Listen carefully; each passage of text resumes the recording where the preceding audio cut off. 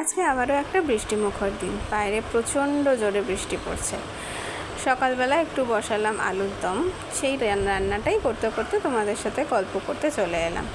তাহলে বলো, আজকে কারা বাড়িতে আছো আর কারা এই বৃষ্টি মাথায় নিয়েও অফিস যেতে হয়েছে কাদেরকে। আলুটা কষাতে কষাতে একটুখানি ফ্রিজে পিস ছিল, মানে কড়াইশুঁটি ছিল ফ্রোজেন, সেটাকে ঢেলে নিলাম। প্লাস কিছু মশলা যেটা নর্মালি আমরা দিয়ে থাকি, এই সমস্ত রান্না তো রেগুলারলি আমাদের বাড়িতে হয়েই থাকে। হ্যাঁ, স্পেশাল বলতে এটা বলতে পারো, এই যে চারমগজ আর আমি একটুখানি কাঁচা বাদাম নিয়ে নিয়েছিলাম, যেটা পেস্ট করে নিলাম। এই পেস্টটা এবারে এটার মধ্যে ঢেলে দিচ্ছি। হ্যাঁ, সমস্ত রকমই সব কিছু একসাথে দিয়ে আমি একটু কষাতে দিলাম। তার সাথে একটুখানি গোলমরিচ, একটু কাশ্মীরি লঙ্কার গুঁড়ো দিয়ে কষিয়ে ওই জলটা দিয়ে দিলাম। গরম মশলা অল্প আর একটু ঘি দিয়ে, আর তার সাথে অবশ্যই একটু কসুরি মেথি দিলাম যাতে একটু স্বাদটা হয়।